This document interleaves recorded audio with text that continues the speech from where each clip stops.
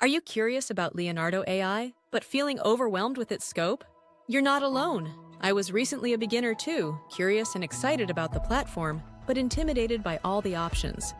Don't fret because I spent countless hours learning the ins and outs of Leonardo AI, so you don't have to. Hi, I'm Jen from Awesome AIs, and in this video, I'll guide you through everything you need to know to get started with Leonardo AI. It's a fantastic tool for AI-based image generation, and the free offer is incredibly generous. You get 150 credits per day. By the end, you'll know how to sign up, explore the main features, and create stunning images with the free plan. Ready to create your digital art masterpiece? Let's dive in. First, let's sign up for Leonardo AI. Head over to their website, click on Launch App in the upper right-hand corner. This brings you to a login screen, where you can use Apple, Google, or Microsoft to sign in or sign up with your email address. Fill in your details, choose the free plan, and verify your email if you need to.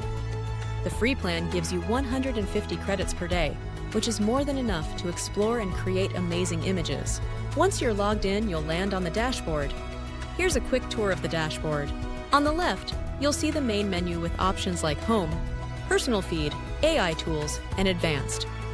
The main area has the 6 AI tools listed at the top, an option to start image generation from a button in the upper right, and options to view community creations on the rest of the page. My first quick tip: community creations are a great way to not only see the capabilities of the tool, but gather inspiration and prompt ideas as well.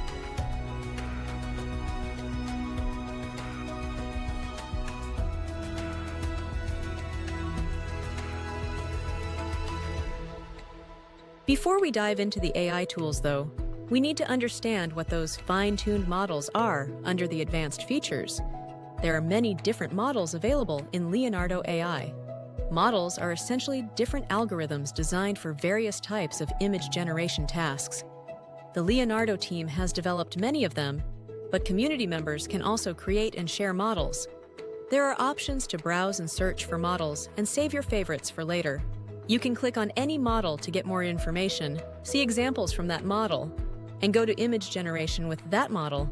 Depending on your project, you can choose a model that best fits your needs. Some models are optimized for high-quality art, while others might be better for realistic images.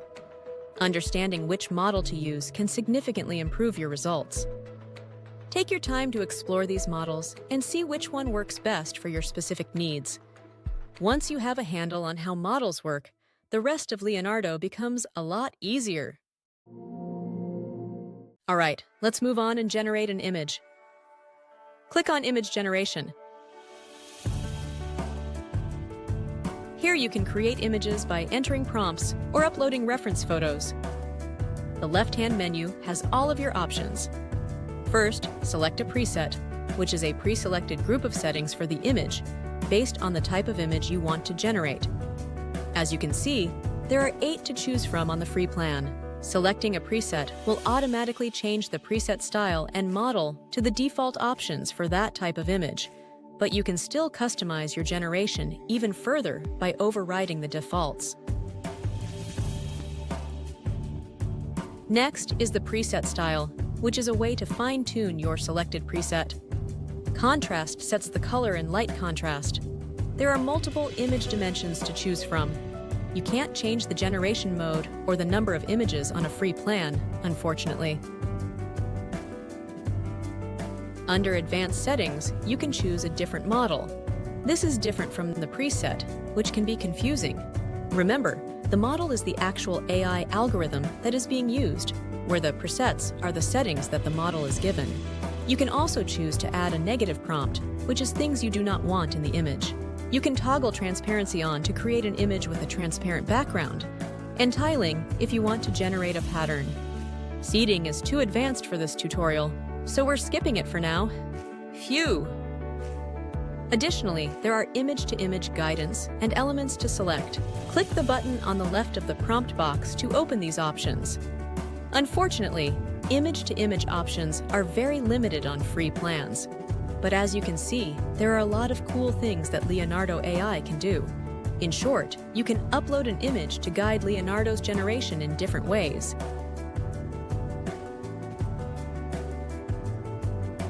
Finally, you can select up to 4 elements per image.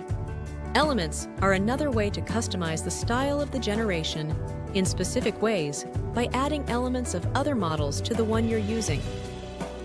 I'm using random prompts for this tutorial, which you can access by pressing the AI button next to the Generate button. Leonardo AI will also help you improve your prompt here if you want. Subscribe to the channel to get notified when we release our video on prompting techniques. Spend some time experimenting with these to get a feel for what works best for you. Don't be afraid to play around with these settings to see how they affect your final image. Once you have an image generated, you can select some easy options to modify it right from the image. Hover over the image. You can download it, remove the background, generate motion in it, upscale it, use it as a guidance input to the generator, or send it to the Canvas editor, which is what we'll cover next. This tool is incredibly powerful for fine-tuning your images, but the settings can be a bit overwhelming at first. There are so many settings and tools that it would take way too long to demonstrate them here. So subscribe to the channel and click the notifications to be alerted when the demonstration video is released. We will go over the settings and capabilities here though. To start, there are 2 different modes we can use: focus mode or infinite mode. Focus mode is great if you're working with a single image, and infinite mode is better for working with multiple layers or images at the same time. Let's start with infinite mode. There are settings along the right-hand side. You can select which fine-tuned model to use. Next, you can change the canvas mode. We'll come back to that in a moment. Like when generating an image, you cannot select the number of images that will be generated on a free plane. You can select the image dimensions for your final render, with larger dimensions costing a few more tokens. You can also increase the render density, which will make your image dimension smaller, but with higher resolution. Use the guidance scale to control how much the AI will stray from your prompt. Those are the general settings for infinite mode. On the left-hand side are your tools. Pan allows you to move around the canvas without selecting anything. Choose Select to grab an item to move it, or just select it for modification. Draw Mask tells the AI what you want to change. In infinite mode, you'll need to move the generation box around where you want to change the image for the AI to understand what you are trying to do. Erase your edits with the Eraser tool and add elements by hand with the Sketch tool. These tools, combined with the prompt, are the basics for how the Canvas editor works. Within infinite mode, there are 4 editing styles: text to image, in paint or out paint, image to image, and sketch to image. Text to image works the same as the full image generation tool and is useful if you want to quickly generate an image to include in your design here. You can select Prompt Magic, which costs a few more credits, but uses an AI algorithm that can produce higher quality images while sticking closer to your prompt. You can adjust the contrast and prompt adherence here as well.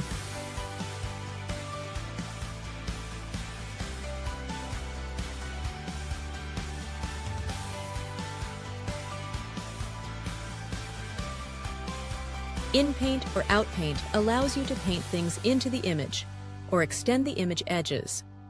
Toggle between in painting and out painting first. When in painting, you can select the in painting strength to adjust how creative the AI will be. Remember to move the generation box around where you want the AI to focus.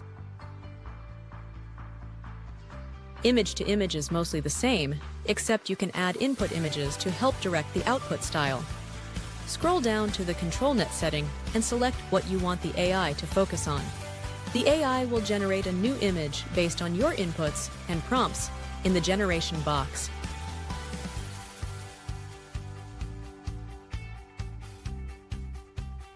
Finally, Sketch to Image allows you to draw things into the image that the AI will transform for you. It's a lot like in painting, except you can tell the AI to automatically treat your drawings as the mask. You can override the defaults. Changing the input strength tells the AI how closely to stick to the background image, and the mask radius determines how much area around your sketch may be impacted. Finally, there's focus mode. Change modes at the top of the canvas after selecting the image you want to focus on. Focus mode is much simpler and is mainly used for inpainting. Use the mask lasso to outline the area you want to add to or change, and then type your change in the prompt. Your only settings are inpaint strength and guidance scale. There's no generation box to move around. The whole canvas is fair game. Just keep in mind that the credits are used about twice as fast as in infinite mode. The best way to understand all of these options and settings is to play around with them yourself. Generate an image and edit it on the canvas as much as you can. Your credits reset every day, and you can learn a lot each day.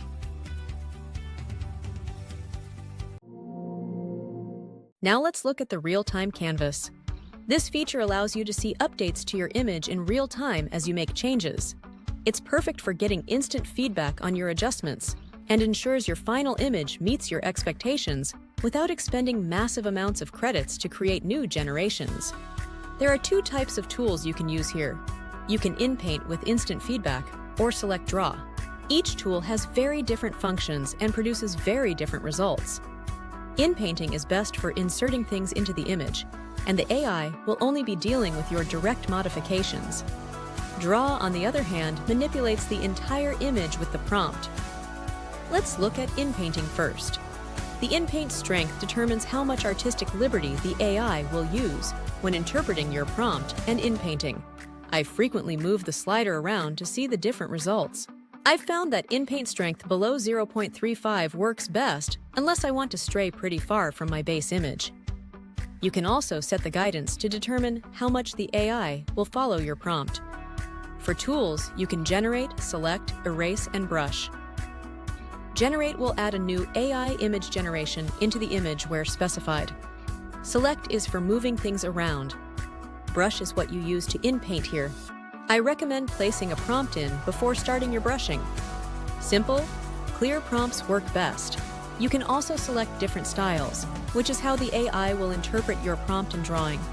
When you have a result you like, click the Import/Export button to move the generated image into your workspace. You can continue working on it from here to build on your inpainting. Let's move on to drawing. Drawing is a cool way to have the AI work with your image without using fresh generations, but you have much less control over the output. You can type in a prompt to start guiding the AI and watch it generate in real time. The creativity strength has a large impact and will determine how much the AI strays from the original image. The style selection can also have a large impact on the generation. Some things to keep in mind when using the drawing mode. The image is automatically downscaled, so you lose a lot of detail. The AI will change the entire image when you edit, and it's hard to recover that resolution, even with the upscaler. Use the Instant Refine button to start the process of cleaning it all up. Also, be careful when switching between drawing and inpainting, as it will automatically change your input-output image and adopt the output image as your input. Simply use the back button to fix that.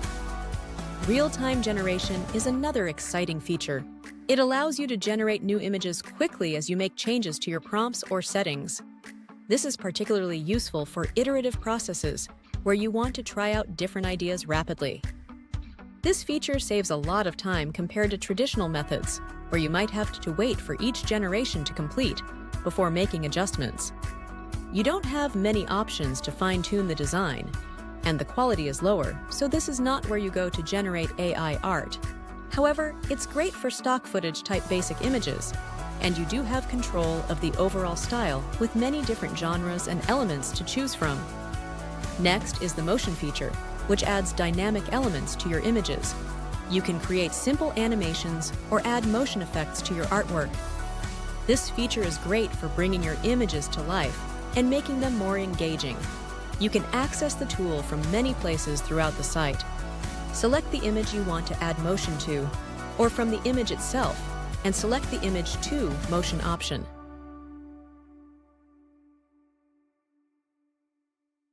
Choose your motion strength and sit back and wait. That's all there is to it. Don't expect complex motion or the ability to edit or direct the motion. It's all up to the AI for now, but I suspect we'll be able to add prompts or directions in the future. Lastly, we have the Universal Upscaler. This tool enhances the quality of your images, making them sharper and more detailed. It's especially useful if you want to print your images or use them in high-resolution projects.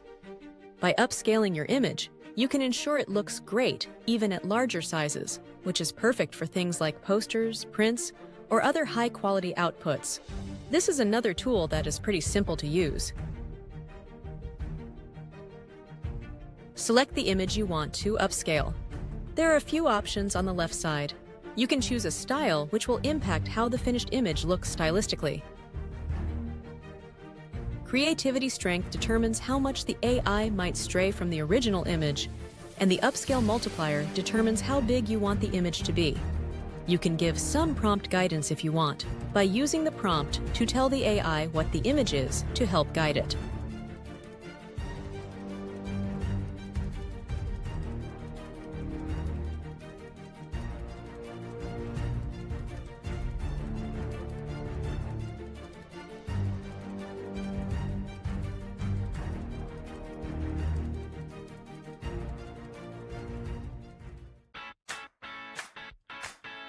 Well, that's a wrap. Today we covered how to sign up for Leonardo AI, explored its main features, and discussed how to make the most out of the free plan. What features are you most impressed with? Let me know in the comments below. If you found this tutorial at all helpful, please like and share. Don't forget to subscribe for more tutorials, tips, and tricks on AI tools. Thanks for watching, and happy creating with Leonardo AI.